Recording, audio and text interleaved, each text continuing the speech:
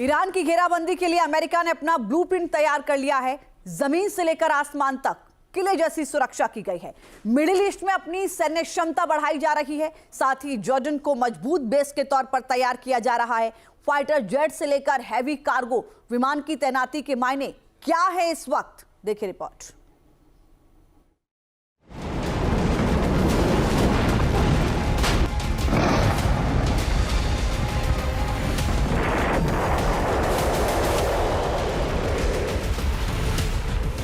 अमेरिकी विमानों की मिडिल ईस्ट में मौजूदगी ईरान की घेराबंदी का सबूत है। फायर जेट्स की हलचल बता रही है ईरान पर खतरा अभी टला नहीं, बल्कि और बढ़ गया है।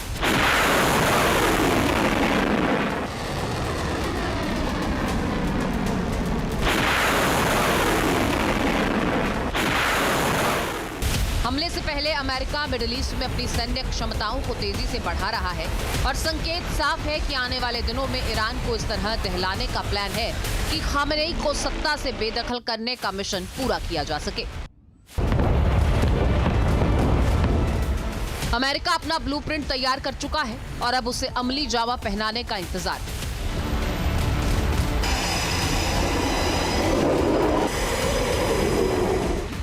अमेरिका किसी भी हालत में ईरान के साथ लंबा युद्ध नहीं चाहता और इसीलिए सैनिकों की लामबंदी बेहद पुख्ता तरीके से की जा रही है।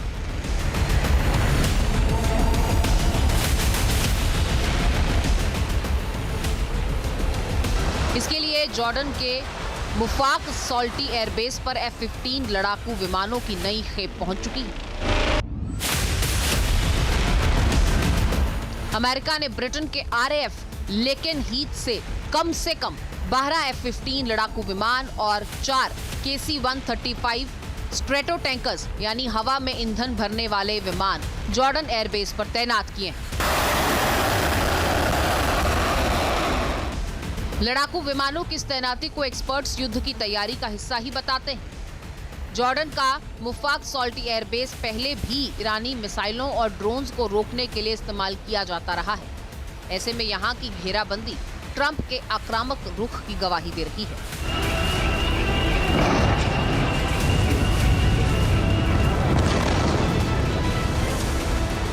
मिडिल ईस्ट में अपना किला मजबूत करने के लिए अमेरिका ने जॉर्डन को बेहद रणनीति के साथ चुना है।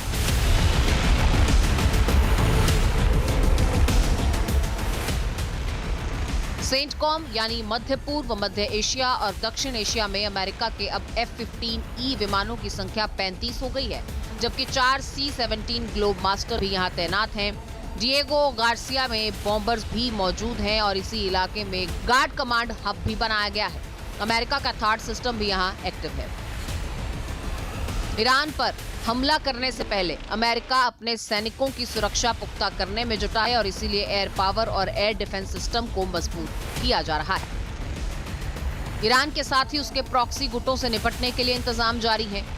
यही वजह है कि यमन की सीमा के नजदीक अमेरिका ने विमानों की तैनाती की है। मतलब अगर यहां से किसी तरह की हमाकत हो तो फौरन जवाबी कार्रवाई की जाए।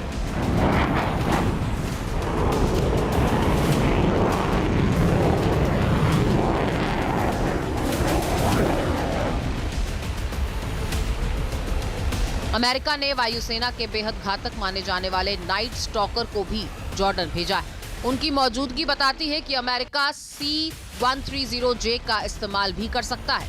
ये विमान खास तरह के ऑपरेशन में ही भेजा जाता है और इसीलिए ईरान के लिए दिक्कत बढ़ सकती है।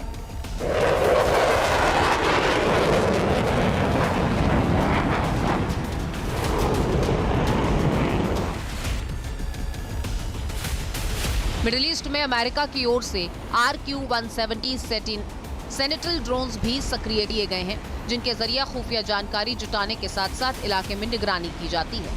हाल ही में वेनेजुएला में अमेरिकी अभियानों में भी इसकी भूमिका सामने काफी रही है।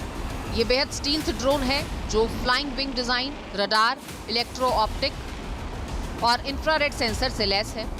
ये इसे खुफिया जानकारी इकट्ठा करने में सक्षम बनाता है।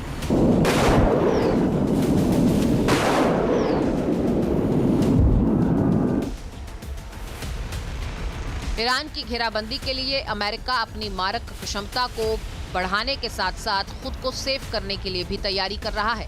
ऐसे में जॉर्डन की अहमियत काफी बढ़ जाती है। माना जा रहा है कि जॉर्डन को चुनना अमेरिका का एक मास्टर स्ट्रोक है।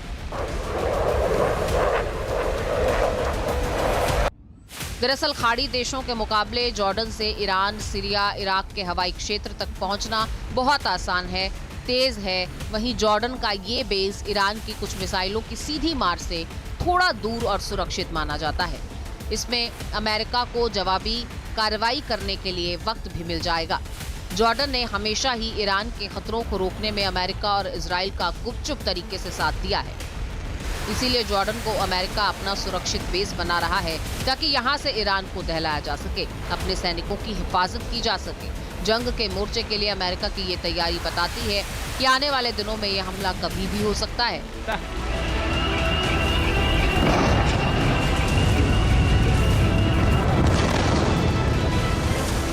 इसकी गूंज मिडिल ईस्ट के साथ साथ पूरी दुनिया में सुनाई देगी।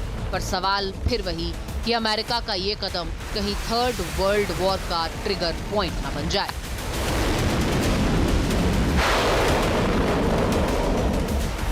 Team news nation.